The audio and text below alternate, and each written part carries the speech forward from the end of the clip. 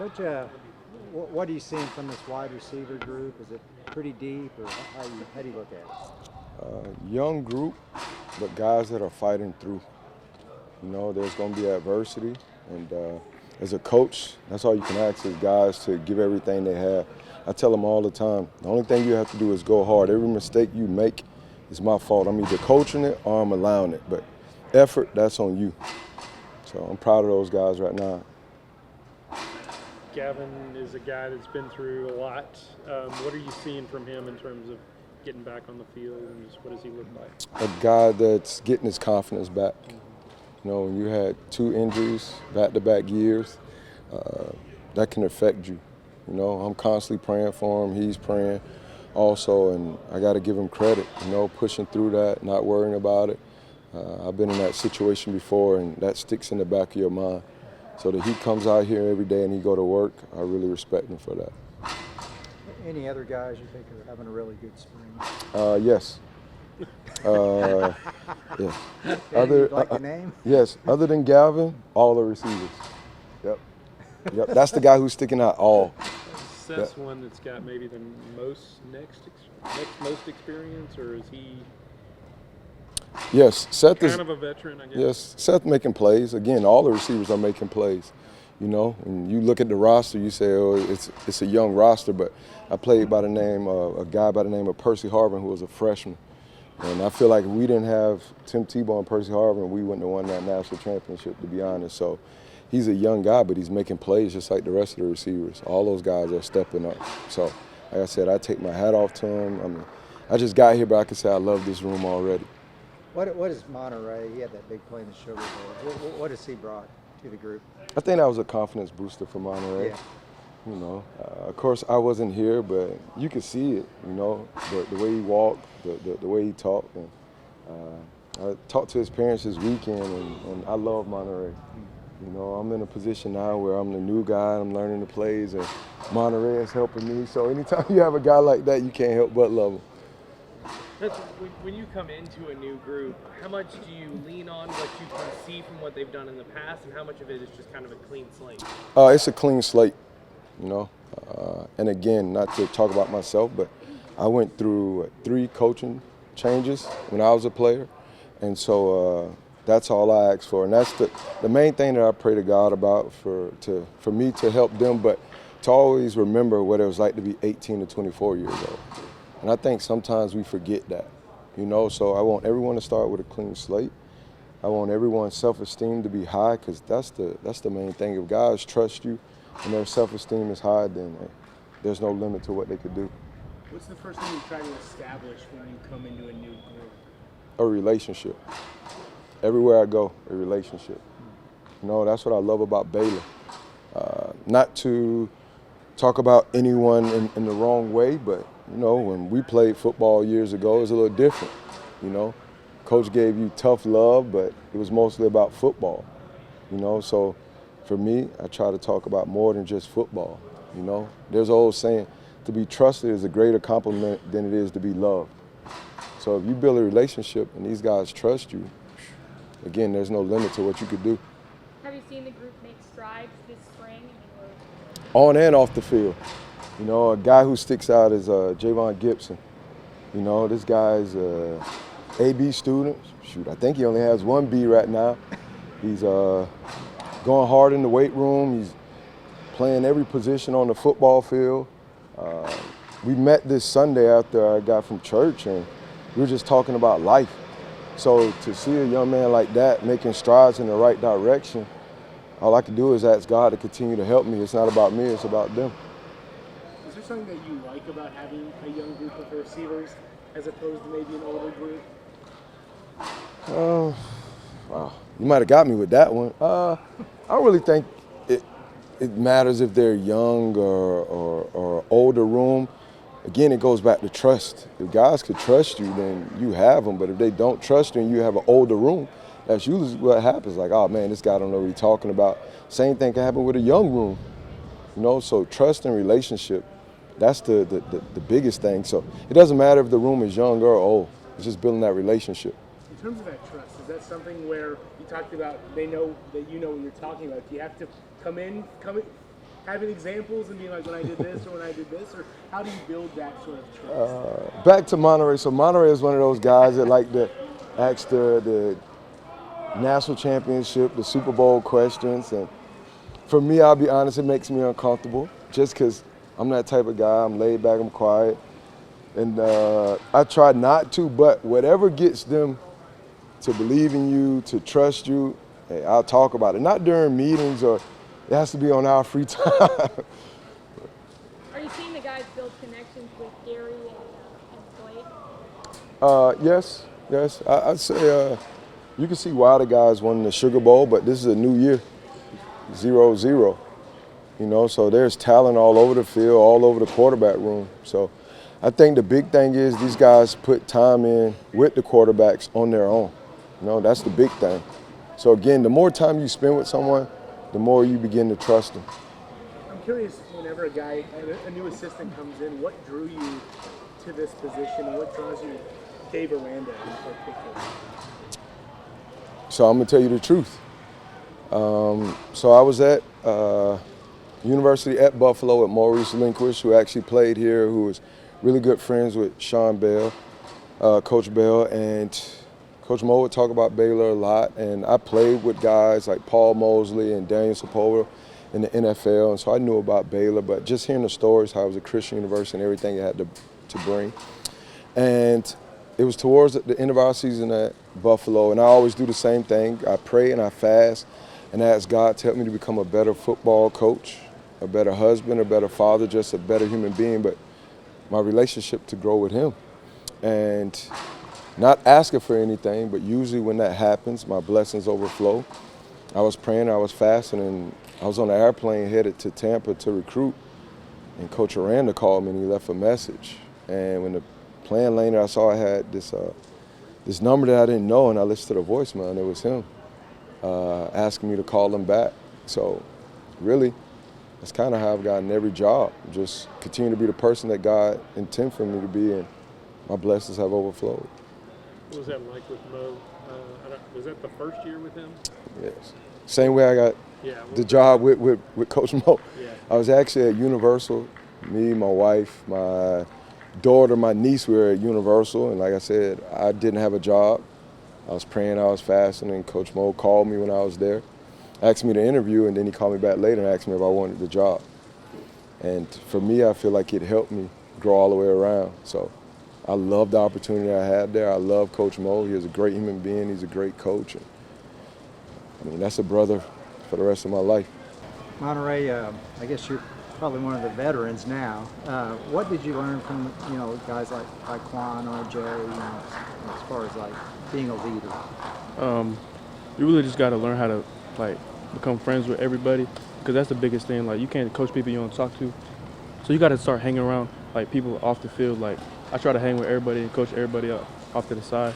I may not be the biggest leader up front and in the group, but I try to get around everybody and one-on-one and learn and teach them, and that's what I really got from them. Coach talked about that play being a confidence boost for you. How big of a confidence boost was that in the Sugar Bowl, having that? It was a real big confidence boost because I know what I'm capable of, but then when I got to show everybody what I'm capable of, it was big for me. And it also helped me because it showed that the coaches and the players trusted me to put me in the game at that moment. So that really helped me out a lot too, to know that they trusted me to put me in the game at that moment. All right, how do you take that momentum from a play like that and now build on it and use it to be even more of an impact player this season? I mean, I always know what I'm capable of, but now it's just time for me to work my way up the depth chart, help everybody else out, and show what I'm capable of, because we all know, we all good in the room, so it's just a matter of making your plays when your number's called. With all those guys that left, I mean, you see kind of an opening for you? I mean, they need some receivers to step up, that kind of thing. Yes, I do, and in my opinion, it's wide open. So we're all just coming out here having a friendly competition and competing, and whoever they choose is whoever they walk with. What have you seen from Gary and Blake? Obviously, you guys are working with them again now. I mean, they're both looking good. I think they're both really good quarterbacks. I don't know what's going on with the competition, but as long as they both look good, it doesn't really matter to me who's throwing it. They both good.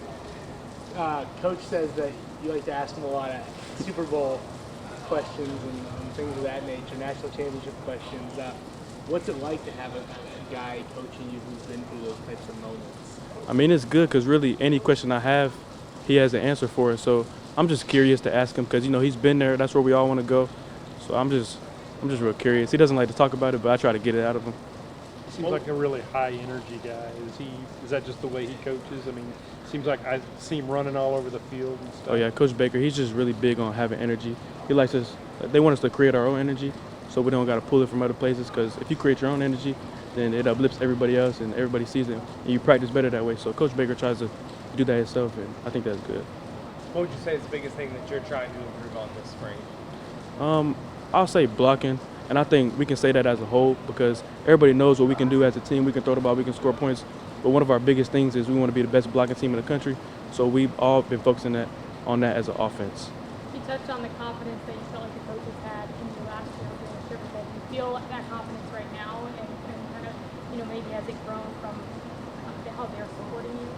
Of course, I mean, I feel like they all have confidence in all of us, but for me personally, I just think that I just got to come out here day by day and do what I do. And, like, you know, the more you catch passes and the more you make plays, it's just going to keep going up. So I try to come out here and make plays every day and just be happy. All right, what's it like to be kind of a local kid and playing at Baylor and, you know, having a possibility of having the impact that you can this season? I mean, it's good. I never thought I'd be here, to be honest, but it's right down the road. I've been to some games growing up, and it's just, like, surreal for me to actually be here now. You know, I can always go home if I want. My people always come up here all the time, so, I mean, it's just good being close to home. Because you were late in the recruiting process, weren't you? Like, Yeah, I got offered, I think, the last day of November, Okay. and then I committed the next day. Okay. Josh, I guess you've made a good impact this spring. Do you see like this is a good time for you to do that, especially with all the veterans gone? I definitely think so. Coming off like last year, my main role, like for me, was like just trying to make the travel roster. So that really entailed like getting on special teams units and stuff like that, and then just like sitting behind like guys like Taekwon, like you said, and then like RJ. But I think now's the time to like really like kind of like solidify myself and just try to like really make an impact more on like the offensive side rather than just like doing special teams type stuff. What made you decide to walk on here?